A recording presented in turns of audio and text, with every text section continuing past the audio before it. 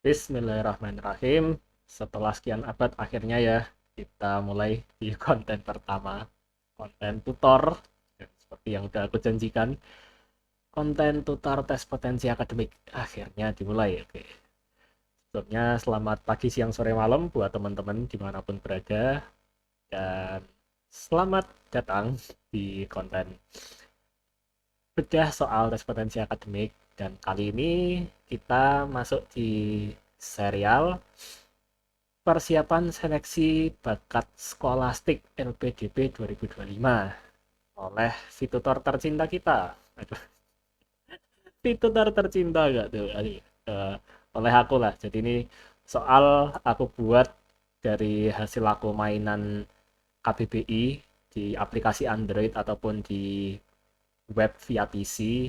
Aku eksplorasi kata dan aku bikin ini soal kayak gitu. Ini untuk serial tes potensi akademik yang pertama. Ini dari segmen LPDP karena memang untuk Januari sampai Maret 2025 ini musimnya LPDP gitulah, musimnya teman-teman yang dari lulusan S1 ataupun S2, ini musimnya teman-teman untuk belajar LPDP gitulah. Tapi nanti untuk segmen ataupun varian tes potensi akademik yang diselenggarakan oleh pihak lain juga rencananya bakal aku kontenin juga kayak gitulah kira-kira. Tapi sekarang salah satu fokusku tuh LPDP kayak gitu. Oke, kita langsung mulai ya. Tapi perlu diingat ini sinonim, artinya persamaan kata. Jadi teman-teman pastikan konsentrasi, ini soalnya tuh tentang persamaan kata. Oke, let's go. Soal pertama. Soal pertama nih, korupsi. Jadi teman-teman coba pilih salah satu dari 5 opsi yang tersedia ini yang itu termasuk persamaan katanya korupsi. Kira-kira apa? Nah, ini monggo teman-teman bisa pause dulu, bisa di screenshot, bisa diapain lah terserah untuk tentukan jawaban. Kayak gitulah. Nah, ini aku ngoceh udah agak lama juga kan. Jadi teman-teman pokoknya bisa pause dulu. Kalau udah yakin pilih salah satu. Ini kata pertama korupsi, cari sinonimnya, oke? Cari sinonim dari kata korupsi. Masuk ke pembahasan. Kita sesuaikan pembahasan untuk setiap soal verbal ini dengan makna kata yang ada di KBBI karena ini kan ya bahasa Indonesia ya kayak gitu. Jadi di sini tertulis bahwa korupsi menurut definisi terbaru dari KBBI adalah penyelewengan atau penyalahgunaan. Meskipun di sini objek yang ditegaskan adalah uang negara gitu. Tapi sebenarnya kita juga bisa mendengar bentuk penggunaan kosa kata korupsi secara lebih luas kayak misalnya korupsi waktu, korupsi jabatan itu bisa juga gitu. Jadi intinya kita punya suatu hal dan itu kita salah gunakan, kita selewengkan. Korupsi kira-kira kayak gitu lah. Nah, dari sini kira-kira sinonimnya yang mana? Nah, siapa yang benar nih jawabnya? Jadi korupsi ini sinonimnya rasuah. Rasuah ini berasal dari kata Arab rasuah, ya artinya suap, dan ketika diserap ke bahasa Indonesia rasuah w-nya itu EYW kan syak sama wa gitu jadi suah gitu, rasuah ya, suap. Kalau opsi rusak dan kacau ini tergolong apa ya, ini opsi jawaban jawaban pengecoh lah karena biasanya kan orang atau mungkin teman-teman di sini tadi kita berpikir bahwa korupsi itu merusak atau korupsi membuat kekacauan. Tapi kan sebenarnya kita mencari sinonimnya gitu. Apakah barang ini rusak itu sama dengan barang ini korupsi kan enggak gitu. Tapi apakah aku melakukan rasuah dengan aku melakukan korupsi apakah maknanya sama? Sama kayak gitu. Jadi ini nomor satu jawabannya yang E. Dan untuk yang lain A B C D yang lain itu definisinya itu aku copy dari KBBI juga. Kita lanjut ke soal nomor 2. timah. Nah, tadi kan soal pertama korupsi, terus ini soal kedua timah gitu. Apakah nanti soal ketiga triliun gitu? Ntar teman-teman anu lah, teman-teman cek aja.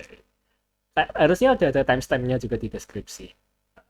Nih soal kedua timah, kira-kira sinonim timah apa nih? Apakah sinonimnya timah tuh logawiah, keluan, timani, besek, atau rejasa? Kita lanjut ke definisi lagi gitu ya. Definisi KBBI. Timah itu adalah logam yang tidak keras digunakan sebagai campuran untuk kertas bungkus, perkakas, dan berbahan solder dan sebagainya. Stanum, nah ini teman-teman bisa jadi tahu juga ya bahwa timah sama stanum itu termasuk kata yang sama gitu. Dan sinonimnya adalah teng teng rejasa. Rejasa. Itu ya. Sinonimnya nih rejasa. Untuk yang lain tuh ya pengecoh gitu, logawiah gitu. Aku sengaja masang jawaban pengecoh logawiah karena aku mikir oh mungkin teman-teman mikir logam. Logam kalau dikasih iah tuh berarti sama kayak timah gitu. Berarti logam yang tergolong timah tuh logawiah. Aku nyoba bikin pengecoh kayak gitulah buat teman-teman, makanya aku kasih logawiah kayak gitu. Ini kan ternyata opsinya termasuk kosakata yang jarang banget kita temui dimanapun gitu. Bahkan di paper jarang banget ya kita ketemu logawiyah, keluhan, timani, besik, reja, sapi kayak gini. Dan ini lagi-lagi definisinya udah aku sesuaikan sama yang ada di KBBI kayak gitu. Lanjut nomor 3 sinonim harfan. Nah kira-kira apa nih sinonim harfan? Jangan lupa teman-teman bisa pause dulu, screenshot terserah. Eh, Pokoknya coba jawab dulu, jangan langsung loncat ke pembahasan. Jangan langsung ngintip lah gitu kan. Ini untuk latihan teman-teman. Apakah sinonimnya harfan tuh harfiah atau harlah atau ikan atau inang atau kafan? Kita lanjut ke KBBI. Harfan itu menurut KBBI artinya betok. Betok itu apa gitu kan?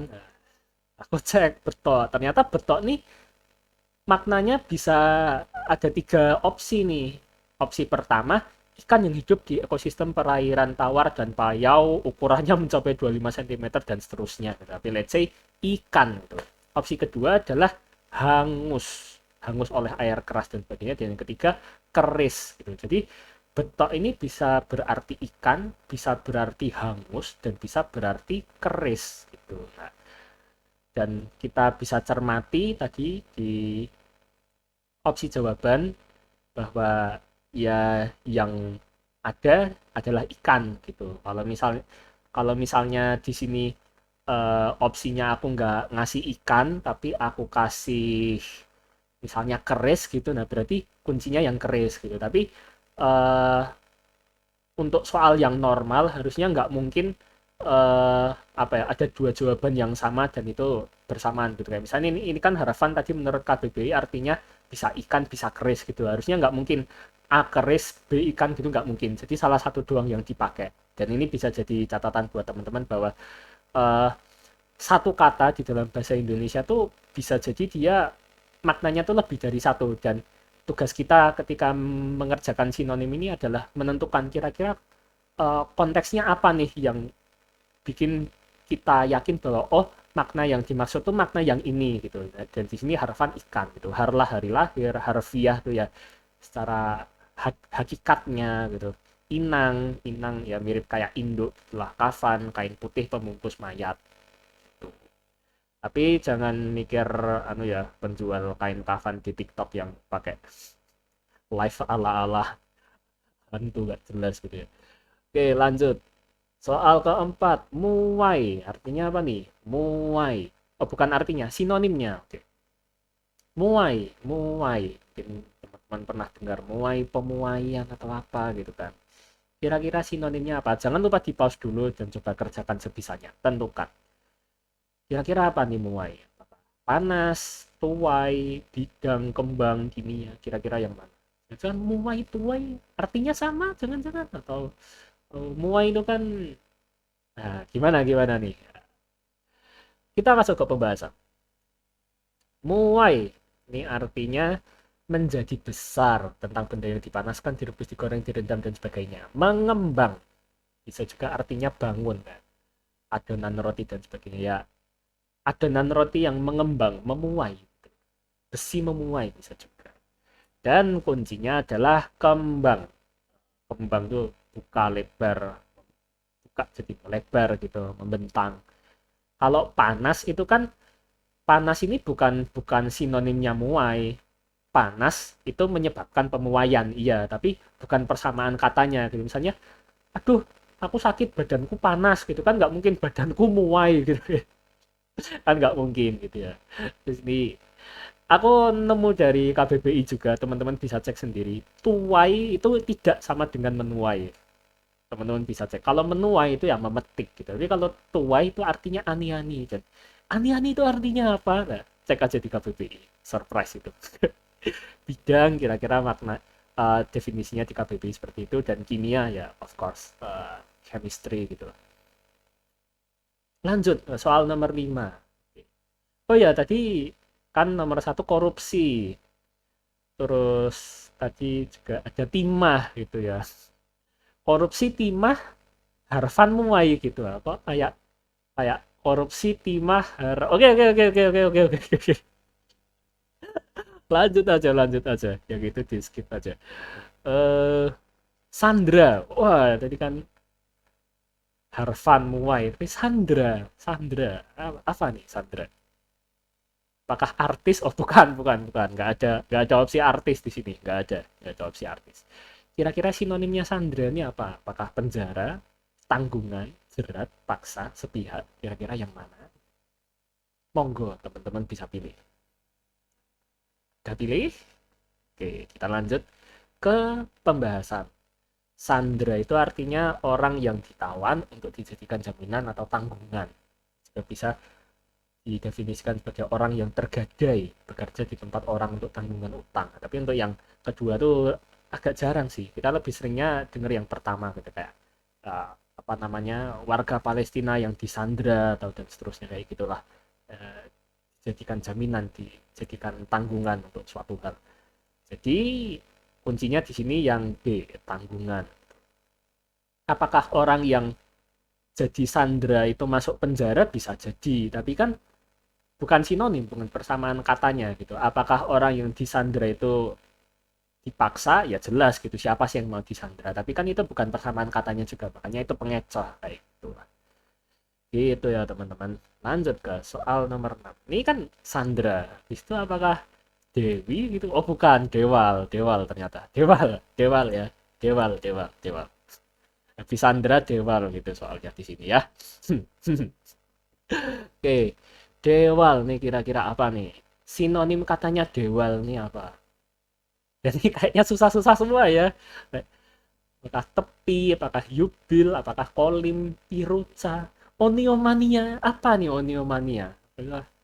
Apakah penggemar bawang, oniomania? Apakah Dewal itu artinya penggemar bawang juga? Jangan lupa di pause dulu, teman-teman coba jawab. Lanjut, oke, ke pembahasan.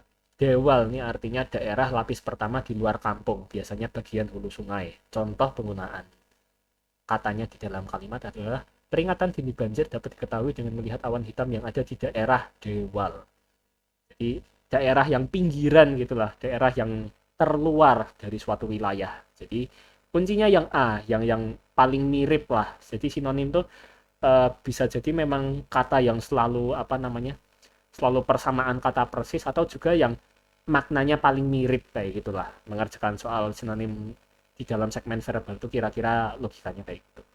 Yubil, anak panah yang seluruh bagiannya terbuat dari besi. Belum pernah denger ya. Oh ya nih, oniomania. Ternyata orang yang punya kebiasaan belanja berlebihan dalam jumlah ataupun frekuensi. Nggak berkaitan dengan penggemar bawang ya, gitu. Polim, kayak gitu. Piruca juga. Ya, emang kosakata Indonesia tuh sangat-sangat variatif. Kita lanjut ke soal nomor 7. Sandal, apalagi nih sandal gitu ya. Jadi kan udah Sandra, terus Dewal bukan Dewi ya. Jadi Sandra, Dewal. Sandal, sandal apa sinonimnya sandal? Apakah kuda? Apakah sandal gitu? Sandal, sandal gitu. Sandal tuh kanan, sandal tuh kiri. Apakah kayak gitu? Atau malah cadel? Atau kertas atau bumbu? Jangan lupa di buff coba jawab. Kalau udah kita masuk ke pembahasan. Sandal, kuda. Sandal ini artinya kuda. Dan ini teman-teman bisa cek di KBBI. Sandal ini apa ya?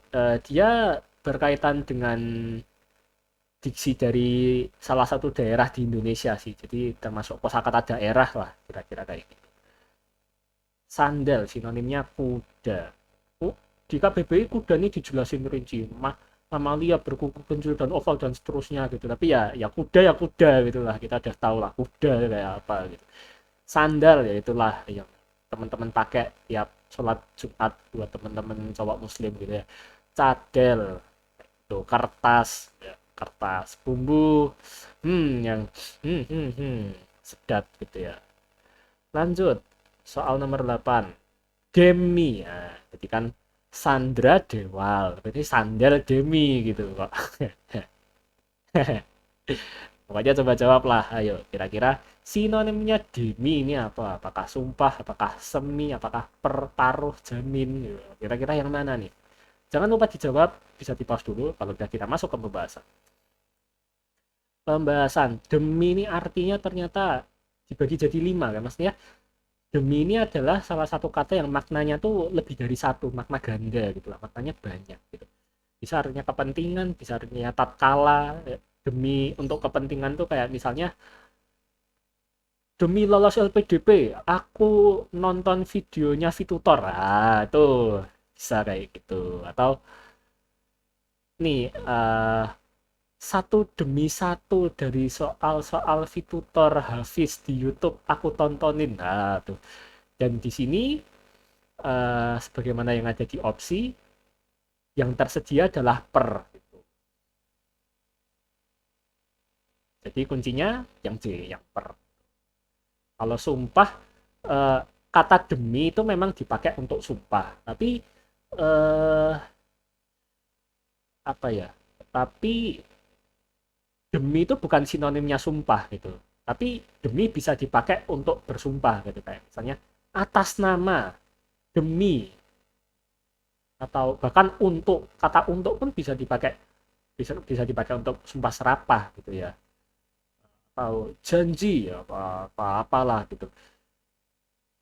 Tapi misalnya aku bersumpah itu kan nggak bisa diganti dengan aku berdemi gitu kan, nggak bisa gitu. Makanya demi sama sumpah tuh tidak punya keterkaitan sinonim gitu. Dan itu aku taruh sebagai pengecoh itu ya, yang sumpah. Terus semi demi jelas lah enggak gitu. Semi ini dia bisa kayak semifinal gitu, menjelang gitu bisa. Tapi bisa juga ini apa namanya, cinta bersemi gitu, cinta bertunas gitu kan, bisa kayak gitu. Paruh, moncong atau mulut gitu. Jamin tanggung setia gitu. Kita lanjut soal nomor 9. Soal nomor 9 ini vonis. Kan tadi kita dengar korupsi, timah gitu ya. Jadi soalnya korupsi, terus timah. Nah, ini kok ada vonis gitu. Tapi itu pinter biasa salah. Pokoknya teman-teman bisa pause, bisa coba jawab dulu kalau udah kita masuk ke pembahasan.